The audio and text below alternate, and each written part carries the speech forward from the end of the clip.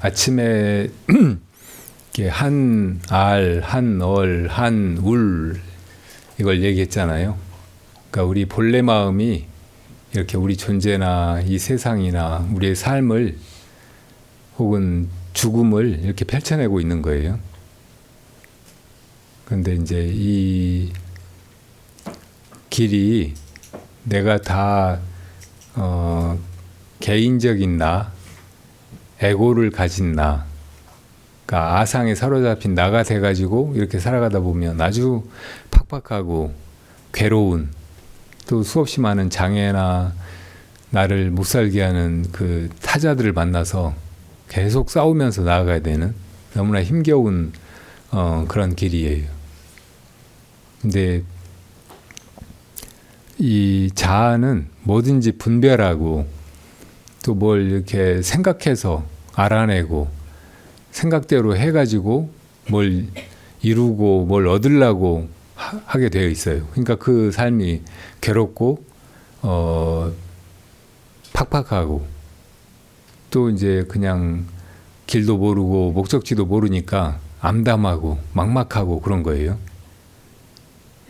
근데 이 한 알, 한 얼, 한 울 중에서 우리가 자기가 그런 정신체, 한 얼이라고 생각하니까 그런 괴로움이 벌어지는 것이라고. 근데 그 괴로움을 벗어나가지고 이 존재계와 하나가 되어서 그렇게 항상 신나고 흥겹고 에너제틱하게 그렇게 살아가려고 하면 이 모든 것을 일어나게 하고 있는, 이 모든 걸 움직이게 하고 있는 그 한 알을 통해서 그 하나의 한내에 이르려고 해야 돼. 그게 바로 이제 무엇이 이렇게 하고 있는가 하는 그런 화두라는 말이에요.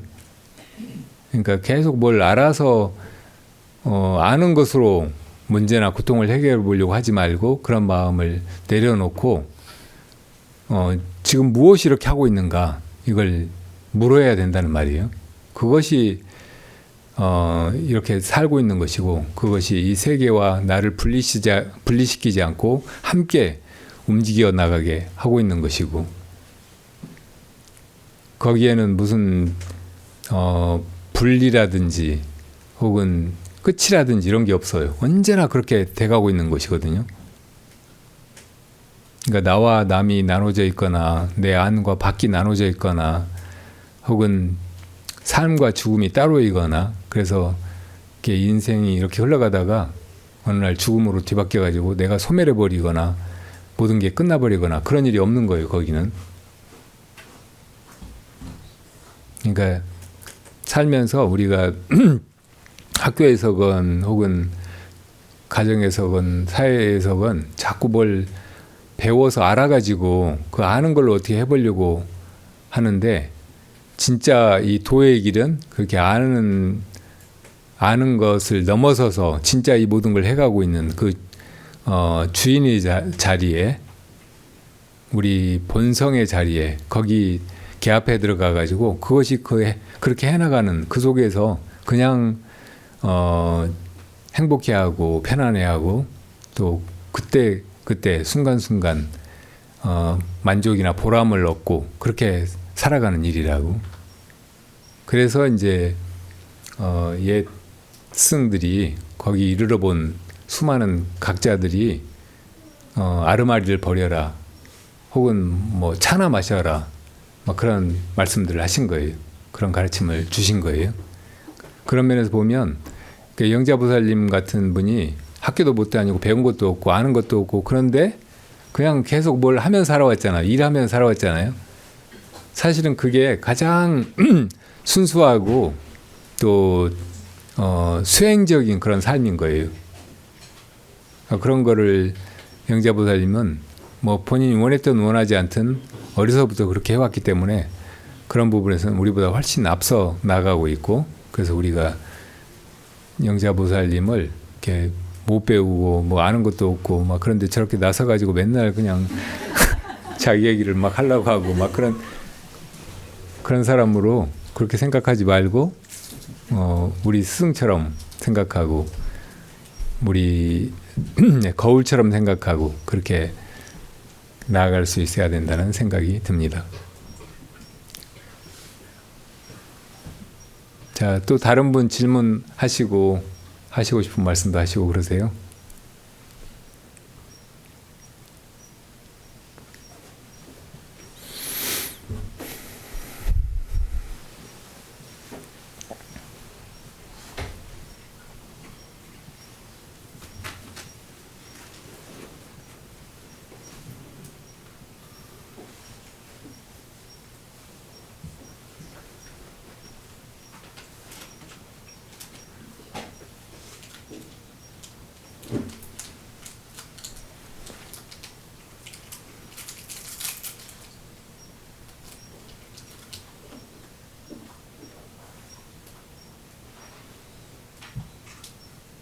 아침에 이 서한대사의 삼몽시를 들어서 꿈 얘기를 조금 했는데요.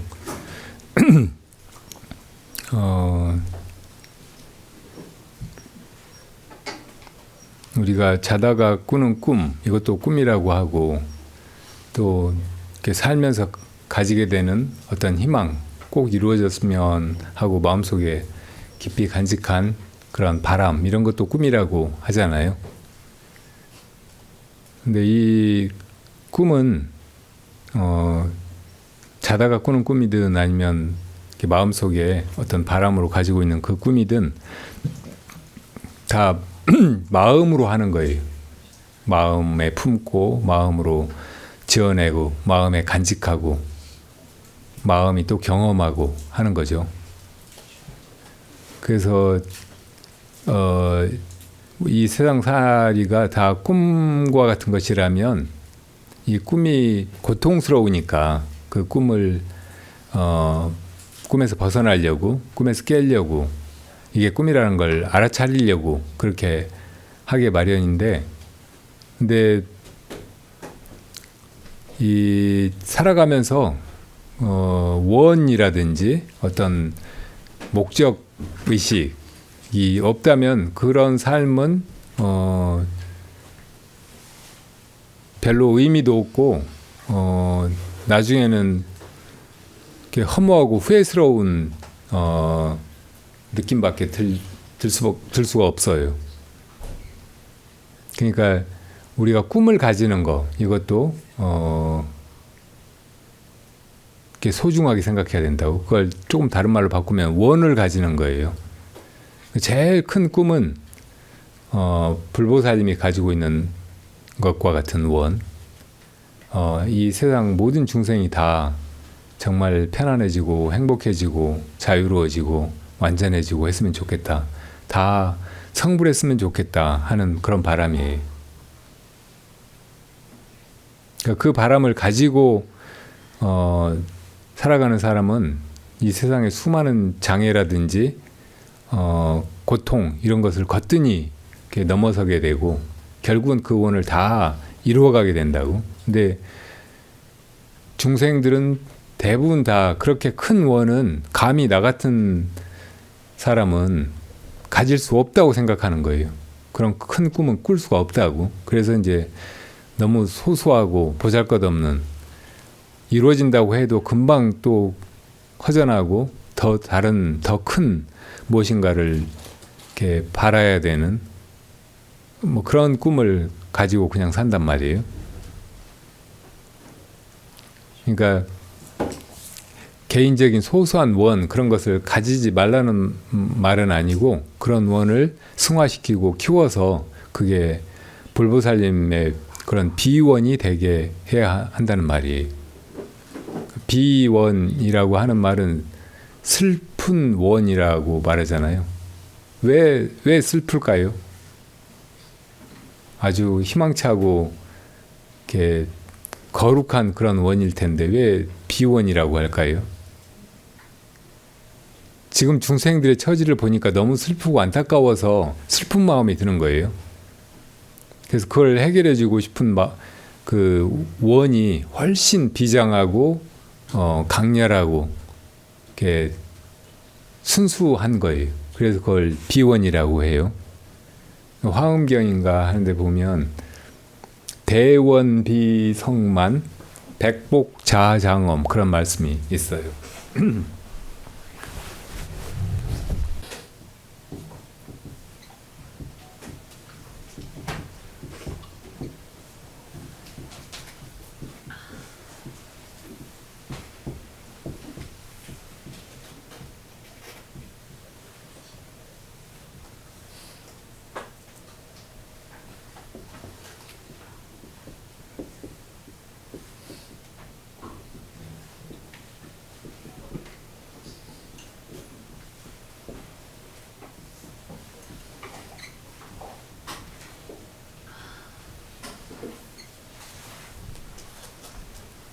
대원비, 이거 비원하고 같은 말이에요. 큰 자비로운 원, 일체 중생을 다 고통에서 건지고자 하는 그런 원, 이것이 원만이 이루어지면 100가지 복은 저절로 장엄이 된다. 100가지 복은 저절로 갖추어진다 그 말이에요. 그러니까 이 세상을 살아가면서 우리가 모자람이나 고충을 느끼는 거는 부족해서 그런 거잖아요. 복이 부족해서. 그러니까 지어놓은 복이 없어서 받을 복이 없는 거예요. 그래서 이제 결핍에 시달리게 되는데, 이 불보살님과 같은 대원, 대비원, 이것만 완전하게 갖추면 100가지 복은 저절로 다 채워지게 된다는 말이에요. 복을 따로 지으려고 하지 않아도. 부처님은 양족존이라고 하죠. 지혜와 자비를 혹은 복덕을 다 갖추신 분, 완전하게 닦아서 이루신 분, 그런 뜻이에요. 양족 두 가지를 다 갖추었다 그 말이 지혜를 깨달음을 통해서 성취하고, 또 이 복덕을 다 갖추어서 당신만 그거를 누리는 게 아니고 일체 중생에게 다 회양해 줄 수 있는, 그래서 일체 중생을 다 괴로움에서 건질 수 있는 그런 복덕을 함께 갖추었다 그런 말이거든요. 그러니까 우리도 성부를 향해서 나아가려면 이렇게 지혜만 닦아서 내가 깨달음을 이루면 되겠지 이렇게 생각해서는 안 되고, 원을 가져야 되고 일체 중생을 다 제도할 만한 그런 복덕을 쌓아가야 돼. 복덕을 다 닦아 이루어야 된다는 말이에요. 자기 스스로. 그러니까 이 보살이 중생을 제도하면서 한량없는 생을 나아가는 거, 이것이 어떻게 보면 이미 깨달음은 다 이루어버렸는데 중생을 제도할 복덕이 아직 다 갖추어지지 않아서 그렇게 그 복덕을 이제 완전히 이루어가는 그런 과정이라고 할 수도 있어요. 심지어는 이제 부처님 같은 분도 다 이루고 나서도 중생을 더 제도하기 위해서 복을 짓는다고 하셨잖아요. 그 이야기는 여러분들이 많이 들어보셨을 거예요. 부처님 법문을 듣다가 졸고 있는 그 아니루따 존자, 아나율 존자한테 부처님이 이 법문을 들으면서 이렇게 조는 제자가 어디 있겠냐고 야단치시니까 크게 속으로 참회하는 마음이 들어가지고 다시는 이제 부처님 앞에서 혹은 법문 들으면서 수행하면서 졸지 말아야 되겠다. 아예 잠을 자지 말아야 되겠다. 잠을 안 자고 수행만 해야겠구나. 그래서 이제 앉아서 수행을 하려고 하면 잠이 오니까 안 자고 서서 있기로 했어요. 서 있어도 졸음이 오니까 나중에는 그 까치발, 그러니까 발 뒤꿈치를 들고 발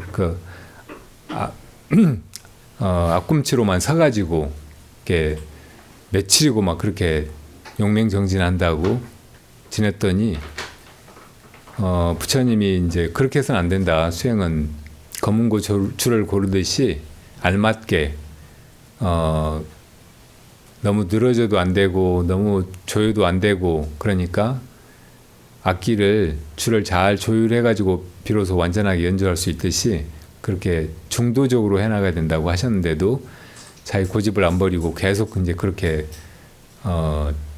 교족 정진, 까치발 딛고 그렇게 이제 정진한다고 하다가 나중에 깨친 깨쳤어요. 근데 눈이 멀어버렸어요. 그래서 이제 이렇게 아란이 되어서 뭐 더 이상 이제 무슨 일에 괴로움을 당하거나 그러지는 않는데 일상생활에서 뭐 아무것도 못하는 거예요. 너무 불편하고 그렇겠죠. 한 번은 이제 그 가사가 해져서 그걸 꿰매야 되는데 눈이 안 보이니까 이 바늘에 실을 꿰을 수가 없는 거예요. 실을 꿰야 이렇게 바르게 되든 삐뚤어지게 되든 바느질을 해볼 텐데, 그러니까 누가 나를 위해서 이 바늘에 실을 꿰는 복을 짓겠냐고 그랬어요. 주위에 누가 있나 하고, 그때 부처님이 옆에 계셨는지 내가 그 복을 짓겠다고 하시는 거예요. 그러니까 깜짝 놀라서 온갖 복을 다 갖추어 부족함이 없는 부처님께서 또 무슨 복을 지으시려고 하십니까? 그러니까 나도 중생을 더 제도하기 위해서 복을 지어야 한다 하시면서 그 실을 바늘에 꿰어주신 거예요. 그러니까 그렇게 부처님도 이 복 짓는 일은 멈추시지 않으시는 거예요. 지혜로는 이제 더 나아갈 때가 없죠. 무상 대도를 다 이루셨으니까. 그러니까 그렇게 이제 수행자라면 이미 깨달은 사람이든 깨닫지 못한 사람이든 이 복 짓는 일을 게을리하면 안 돼요. 항상 복을 지으면서 이렇게 마음을 닦아 나아가려고 해야 되고, 그 복에 힘이 없으면 자기 수행도 안 되고, 수행을 이룬다고 해도 다른 사람을 도울 수가 없어요. 그러니까 그 복 짓는 마음도 자기가 복을 받으려고 그렇게 짓는 게 아니고, 이 복을 널리 회항해서 일체 중생을 제도하려고 그렇게 복을 쌓아가야 된다는 말이죠. 그러니까 그렇게 할 때 이제 항상 다른 사람을 위하고 고통에서 건지려고 하고 그런 마음으로 이렇게 해가다 보면 나중에 이제 중생들의 고통스러운 처지가 너무 안타깝고 눈물겨워서 그 마음이 거기서 떠날 수가 없어요. 그 수행이 너무 이제 그때부터는 그냥 안 하려고 해도 저절로 되고 수행이 중단된다든지 잘못된다든지 할 가능성도 없는 것이라고. 그러니까 이 수행의 길이 바르게 나아가서 이렇게 목적지에 빨리 이른다는 것이 참 어려운 일인데, 그게 바로 이 대원비, 이것이 갖추어지면 저절로 수행에 필요한 혹은 중생 제도에 필요한 복이 다 갖추어지는 것이니까 누구든지 이 수행을 제대로 이루려면, 그리고 빨리 이루려면, 그래서 부처님이나 스승의 은혜도 갚고 나도 다른 중생들을 위해서 정말 장부다운 그런 그 보살의 삶을 살아보려고 하는 사람은 이 비원을 가져야 되고, 그 비원의 힘으로 백복을 자기도 모르게 이렇게 무루의 복을 그렇게 닦아가야 된다는 말이에요. 살기가 힘들다, 뭐 이래서 힘들고 저래서 힘들고 또 뭐가 필요한데 필요한 것들이 없다, 뭐 이렇게 한탄하지 말고 내가 그렇게 복을 쌓는 삶을 살고 있는가, 그리고 그런 복을 쌓되 이기적인 마음으로 내가 복 받으려고 그렇게 복을 쌓아가는 게 아니고, 그 다른 모든 어려움 혹은 고통에 처한 이 중생들을 돕고 제도하려는 마음으로 이렇게 복을 쌓으려고 하고 있는가, 그런 사람들을 다 구제할 그런 마음을 이미 내었는가, 이걸 자문해 보세요. 그럼 내가 지금까지는 살면서 뭐 돈도 부족하고 뭐 머리나 타고난 것도 부족하고 뭐 학벌이나 부모에게 물려받은 것도 부족하고 뭐 그렇다고 해도 저절로 막 이런저런 일이 다 되어가고 수행도 잘 되어가고 또 다른 사람도 나를 믿고 따르고 내가 뭔가 가르쳐 줄 수 있고 도와줄 수 있고 그런 사람으로 금방 되어간다. 그러니까 이 대비원을 갖추느냐 못 갖추느냐가 그렇게 중생의 초라하고 부끄럽고 엉망인 이 삶에서 갑자기 불보살의 삶으로 이렇게 바꿔줄 수 있는 거예요. 그 출발점, 혹은 첫 단추가 바로 이 비원에서 생기는 것이니까 여러분들이 그 원 바라는 것을 소홀하게 생각하면 안 돼요. 그걸 잊었다고 생각이 되면 언제든지 그걸 먼저 챙기고 그걸 앞세우고 살아가야 된다고. 세상에서 다른 걸 구해서 얻으려고 하지 말고 이 원을 소중하게 생각하고 여러분 마음 안에서 일으켜가지고 그걸 잘 챙기고 간직해 가야 돼요. 한번 해보세요. 그냥 이렇게 말로만 듣고 끝내지 말고 여러분 마음속에 그런 원이 일어나게 세우고 또 그게 사라졌으면 다시 얼른 일으켜서 그게 언제나 잊혀지지 않도록 이렇게 지켜가고 그러고 나서 여러분의 일상이 혹은 살림살이 안팎에 그러니까 뭐 경제적인 살림살이든 아니면 내적인 수행의 살림살이든 어떻게 바뀌어가나 한번 보시라고요.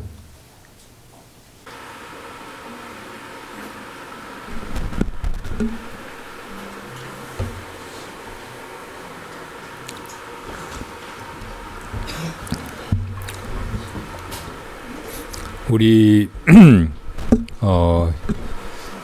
민족의 운명이 나라를 일본에 빼앗기고 또 이제 36년 만에 해방은 되었는데 남북이 분단되고 그 뒤에 남한 사회가 이렇게 오늘에 이르도록 그 발전해오는 그런 과정에서 계속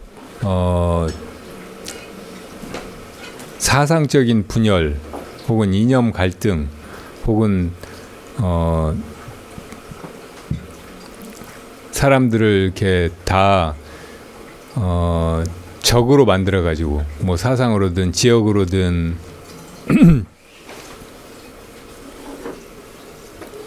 혹은 뭐 어떤 견해 차이로든 그렇게 분열시켜서 서로 싸우게 만드는 그런 방식으로 이렇게 외부에서 설정되고 이렇게 조종되고 막 한 그런 측면이 되게 많아요. 그러니까 우리가 이제 와서 좀씩 알게 됐지만 그 조선이 일본에 넘어간 것도 그 가스라 테프트 밀약이라고 미국 사람 테프트하고 일본 외무 쪽에 가스라하고 그렇게 밀약을 해가지고 그렇게 된 일이었잖아요. 해방되고 나서 남북이 분단된 것도 이제 그런 큰 그림 속에서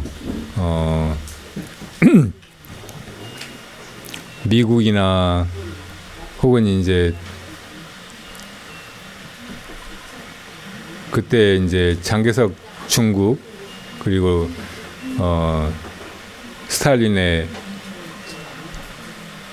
소련 뭐 이런 뒤에서 이렇게 작용하는 그런 힘의 설계에 의해 가지고 그렇게 된 것이라고 볼 수 있어요.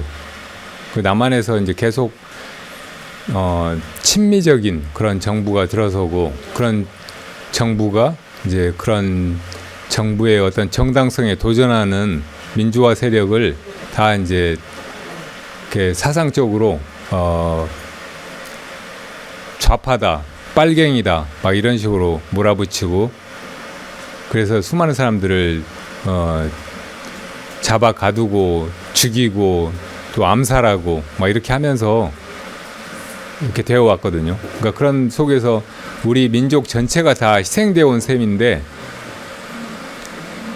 그 큰 그림을 모르고 그냥 우리끼리 보면 저 사람은 이렇게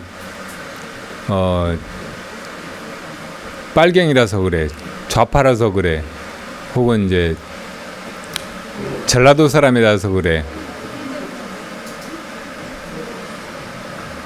뭐 이런 식으로 생각하게 되고 서로 이제 그냥 미워하고 적대시하고 막 하는 것이 계속 이어져 왔고 그런 게 이제 지난 정권 때 그 정권을 윤석열 정부를 지지하는가 그렇지 않은가 이런 걸 가지고도 심하게 사람들 사이가 이렇게 그렇게 갈라지고 이원화되고 해온 것 같아요.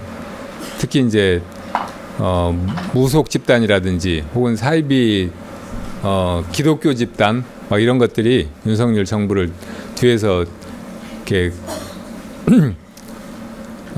사람 인원으로 혹은 경제적으로 막 그렇게 이제 뒷받침하고 후원하고 해가지고 자기들 입맛에 맞는 자기들 이익에 부합하는 그런 정권을 만들어낸 것이잖아요. 그런 게 지금 막 드러나고 있는데 어쨌든 사람들은 그런 속에서 그런 얼개를 잘 모르고 저 사람들은 좌파야, 저 사람들은 보수 꼴통이야 막 그러면서 서로 그냥 미워하고 집안에서도 그렇고 뭐 한 절 안에서도 그렇고 뭐 그렇게 이렇게 서로 반목하면서 싸우면서 속으로 그냥 아이고 저 사람들 좀 안 보였으면 좋겠다 이렇게 생각하면서 이렇게 나왔단 말이에요. 우리 절에 이제 그 창건주, 공덕주 막 이렇게 제가 축원할 때 제일 먼저 부르는 분이 월양보살님이잖아요. 그러니까 월양보살님은 이렇게 본명이 이상원인데 옛날 그 일제강점기가 되면서 경기도 일대 그 집안의 땅을 안 밟으면 어디 강원도로 갈 수가 없었다고 했던 이회영, 이시영 그 집안의 딸이에요. 그러니까 원래 저 하던 그 만주에서 태어나셨어요. 근데 이제 그 집안에 사람들이 거의 다 독립운동 하다가 감옥에서 죽고 막 또 배고파서 죽고 막 그러다가 해방돼 가지고는 이제 거의 또 이렇게 이시영만 그 부통령이 되었던가 그래가지고 이제 이승만이 혼자 그냥 그러긴 그러니까 독립운동 실제로 했던 분들도 끼고 뭘 해야 이제 명분이 서니까 부통령으로 그렇게 만들었는데 이시영 그분은 이제 그 6.25 전쟁 때 부산 쪽으로 이제 밀려 내려갔다가 거기서 이제 뭐 보국대인가 뭔가 뭐 그런 걸로 해서 이제 그 의용군 비슷하게 정말 젊은 사람들 많이 이렇게 모았거든요. 근데 그 사람들한테 줘야 될 군비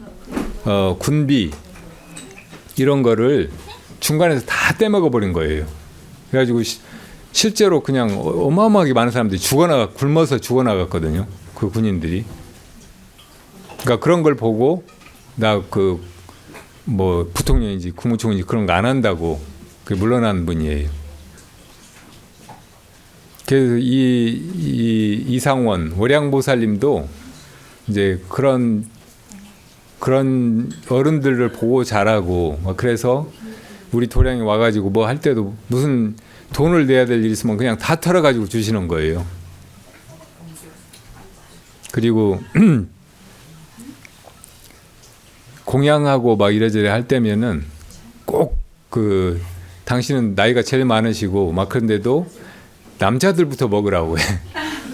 아무리 어려도 남자들 다 먹고 나서 이제 당신이 드시고. 그러니까 그런 게 이제 옛날에 막 싸우러 나가야 되고 뭐 힘든 일 있으면 남자들이 그런 거 해야 되니까 어쨌든 남자들 먼저 먹이고 남자들이 편안하게 집에서 그렇게 있게 하고 막 그렇게 하는 게 그때 당시에 독립운동 뒷바라지하고 했던 그 가족들 여자들이 해야 될 일이었을 거 아니에요. 그러니까 그런 게 몸에 배서 그런 거예요. 그리고 그 집안에서 이제 이종찬 전 광복회장이 이제 또 뭐 이래저래 해서 옛날에는 이제 그 보수 진영에서 정치인으로 뭐 활동하기도 하고 막 그랬지만 나중에는 이제 그런 몫으로 어떻게 보면 광복회장을 해준 거거든요. 근데 이제 윤석열 아버지가 윤석열을 어릴 때부터 이렇게 키우면서 보니까 이놈이 너무 고집이 세고 뭐든지 그냥 자기 식으로만 뭐 하려고 하고 그래서 어릴 때 학교에서 뭐 가정통신문 이런 거 봐도 고집이 너무 세고 준법 정신이 없고 막 그렇게 나오잖아요. 그러니까 원래 그런 사람이었던 거예요. 그러니까 윤석열 아버지가 돌아가시면서도 이제 이종찬 광복회장한테 우리 애가 너무 고집이 세고 막 그러니까 내가 죽은 다음에 꼭 쟤를 좀 이렇게 마음을 돌이켜가지고 당신 조언을 좀 듣게 해달라고 그렇게 부탁을 하고 돌아가셨대요. 그래서 몇 번 이제 조언을 했는데 하나도 그런 말을 안 듣는 거예요. 지 마음대로 하고 김건희 말만 듣고 막 그러니까 나중에 이제 그쪽하고 절연하고 뭐 광복회 뭐 그런 행사하고 할 때도 거기 안 가고 따로 이렇게 모임을 하고 막 그랬잖아요.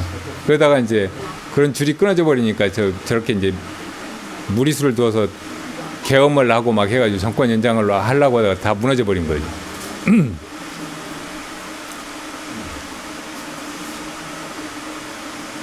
그러니까 그 이종찬 씨나 뭐 그렇게 이제 월양보살님이나 이런 분들도 어쨌든 이제 지금의 대한민국이 이렇게 바로 서고 잘 돌아가고 그래야 되니까 그런 애국심에서 정치적으로 꼭 어떤 그 편에 서야 된다면 보수 쪽을 택하고 그런 경향이 있었던 거예요. 그러니까 월양보살님도 뭐 윤석열 그 선거하고 할 때 우리는 그래도 보수니까 보수를 찍어야지 막 그러시더라고요.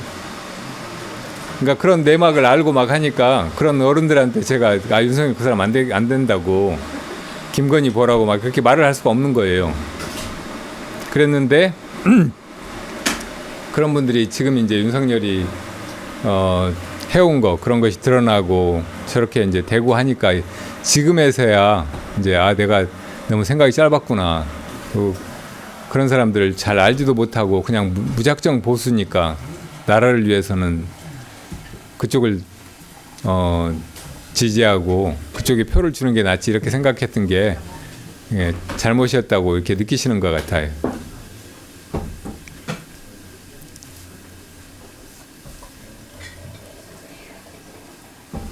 근데 얼마 전에 이제 매불쇼라고 있잖아요. 거기 이제 환단고기 가지고 어떤 그 뭐 어디 교수지? 한신대인가 그 약간 진보적인 그런 역사학자들이 나와가지고 환단고기가 이게 위서라고 그런 얘기를 그냥 너무 그 아무 생각 없이 막 그렇게 얘기를 하는데 참 들을 수가 없더라고요. 어떤 책이 위서라고 하는 거는 실제로 그 저자가 다른 사람이라든지 혹은 뭐 내용이 심하게 조작이 되었다든지 그럴 때 그런 걸 위서라고 말할 수 있어요. 근데 아까 말했듯이 이렇게 환단고기는 예로부터 틀림없이 전해온 것으로 여겨지는 삼성기, 당군세기, 북부여기, 태백일사 이 네 권을 편찬한 책이라고.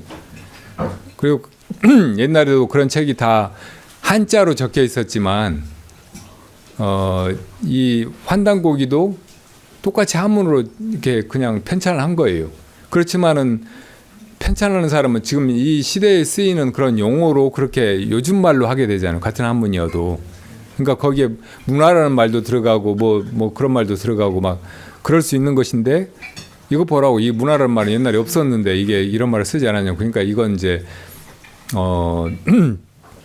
환단고기 그거 처음에 편찬했다는 개연수나 또 그게 이제 유실돼 가지고 나중에 그걸 이제 기억으로 복원해서 이렇게 썼다고 하는 이유리 이런 사람들이 창작한 것이다. 마음대로 지어낸 거다.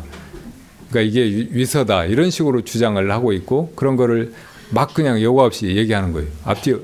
앞뒤 없이.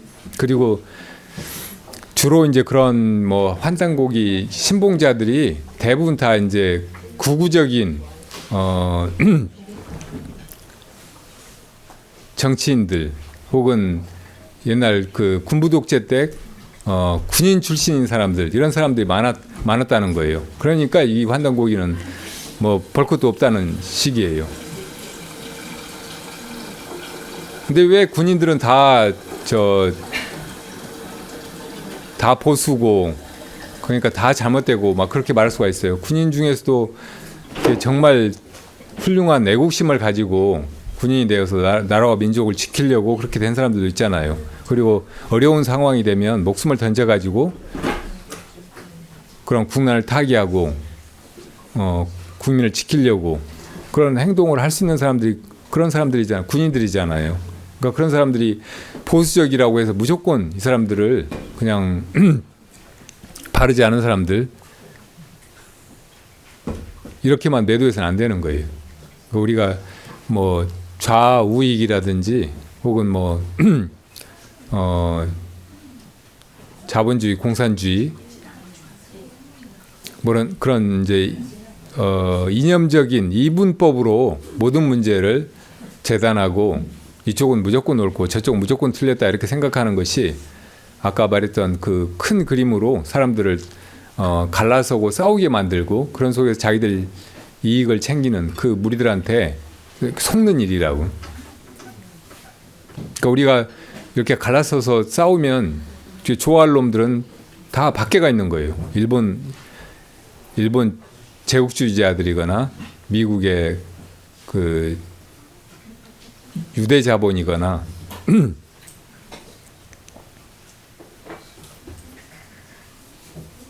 조금 더 이제 크게 보고 그리고 항상 이렇게 우리라는 정신을 잃지 말고 우리가 조금 생각이 다르거나 어떤 견해가 다르거나 방향이 다르거나 배경이 다르거나 그럴지라도 이렇게 마음을 열어서 그 사람이 지금 잘 모르는 거 이런 거를 알도록 도와드리고 또 언젠가는 우리가 하나 되어야 될 사람이라고 생각하고 이렇게 함부로 적대시하거나 이렇게 매도하거나 없어졌으면 하거나 하지 말아야 된다는 말이죠.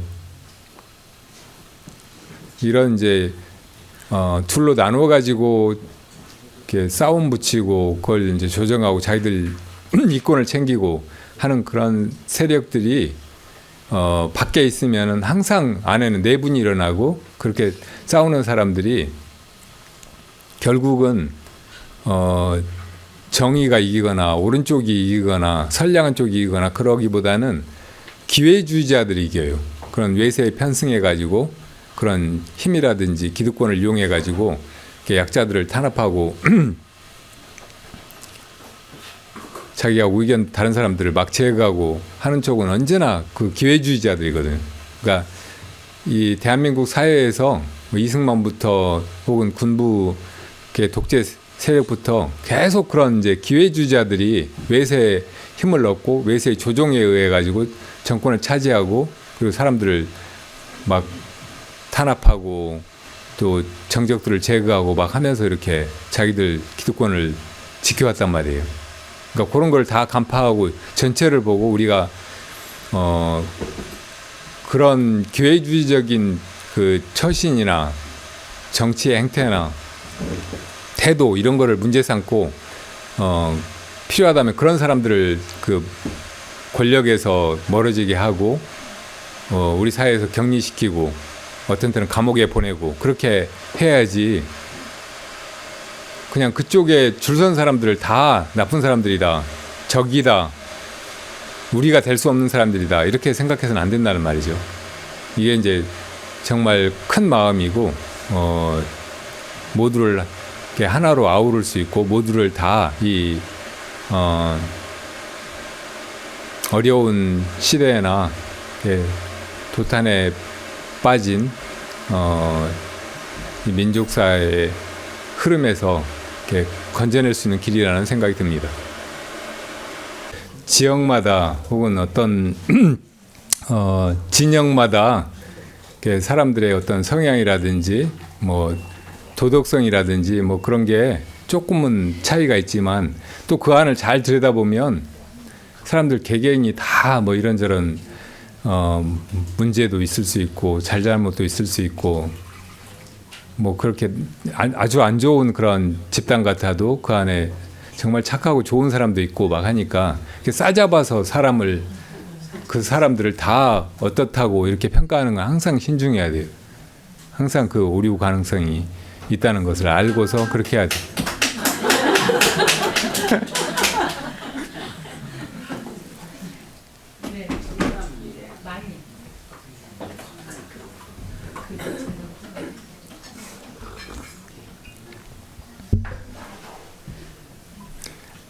아까 축원하면서 보니까 그 주월보살님이 권용석이라고 하는 영가 그 천도를 발언하고 그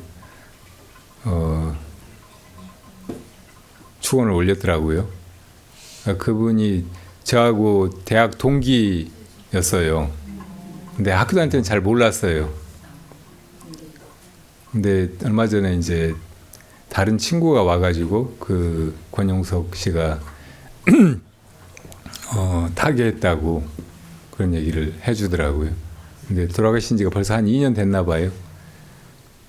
근데 원래 이렇게 아주 이렇게 착한 불자고, 예, 수행도 하고 싶고 막 이래저래 했는데 어쨌든 뭐 대학을 거기로 갔으니까 법조기로 가가지고 검사를 오래 했는데 그런 생활이 이렇게 계속 싫었나 봐요.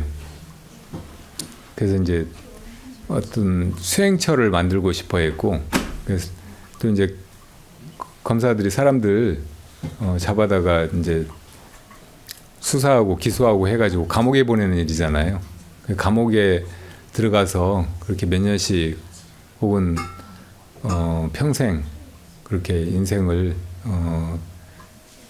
썩혀야 되는 그런 사람들 보고하면서 좀 이렇게 동정심도 들고 그랬는지 이 문문관을 만들어 가지고 그걸 감옥처럼 만들어 가지고 사람들이 그냥 그 좁은 데서 그냥 그렇게 아무것도 없이 있어 보게 하고 싶었던 거예요. 그래서 자기 사제를 털고 또 이제 자기 생각에 동조하는 그런 법조인들 이렇게 돈을 출연해 가지고 홍천에다가 행복공장이라는 그런 데를 만들었대요. 그래서 거기를 다녀온 사람이 많이 있는 것 같아요.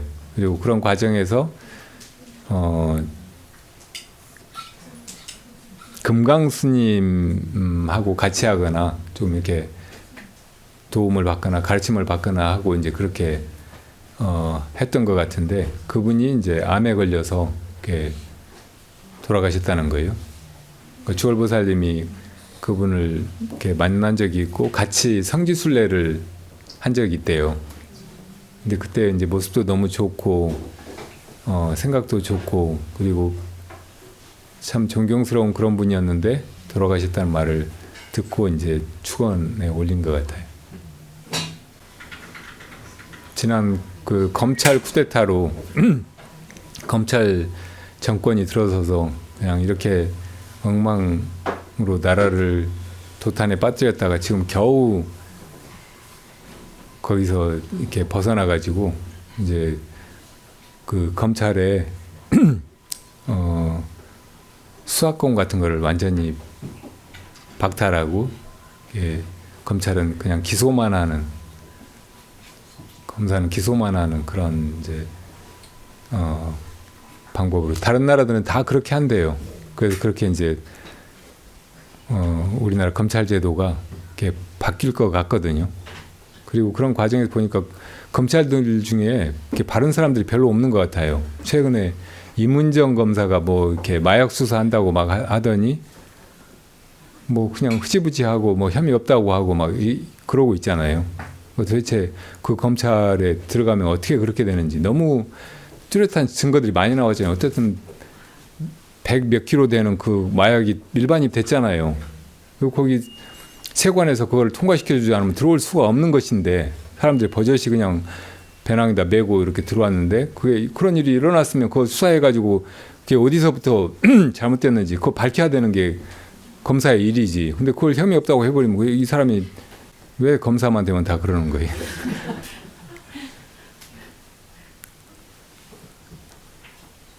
그런데 이 권용석 검사 같은 사람도 있다는 말이죠. 다른 뭐 좋은 검사도 많이 있을 거예요. 근데 어쨌든 이렇게 물이 그러면 시스템이 그렇고 거기 들어가서 어쨌든 살아남아야 되고 그런 일을 해야 되고 막 하면 그렇게 비슷비슷해져 갈 가능성이 많아요. 그러니까 처음에 법제도가 바르게 생기고 그런 법이 이제 바르게 집행이 되면서 그런 관행이 쌓여가고 그 누구든지 거기 들어가가지고 일을 하면 그런 좋은 물에서 바르게 그런 일을 할 수 있게 그렇게 돼야 되는데 우리 해방 이후의 역사가 여러 가지 굴곡이 있고 독재 정권 밑에서 검찰이 거의 권력의 하수인처럼 저 사람 잡아라 하면 그냥 잡아서 죄인 만들고 막 그런 일만 해와가지고 이 물이 한 번에 맑아지면 대단히 어려운 일일 것 같아요. 그리고 그게 엄청난 권력을 가지고 있는 그런 집단이어서 그런 권력이 힘을 못 쓰게 하는 거 이건 뭐 거의 맹수를 사람이 이렇게 포획하려고 하는 것처럼 힘들 수도 있거든요. 그러니까 사람들이 계속 그 주시하고 어떻게 돼가는지 보고 그리고 그런 권력하고 싸워서 이렇게 정의를 실현하려고 하는 사람들이 있으면 이렇게 열심히 지지하고 이렇게 돕고 해야 되는 것 같아요.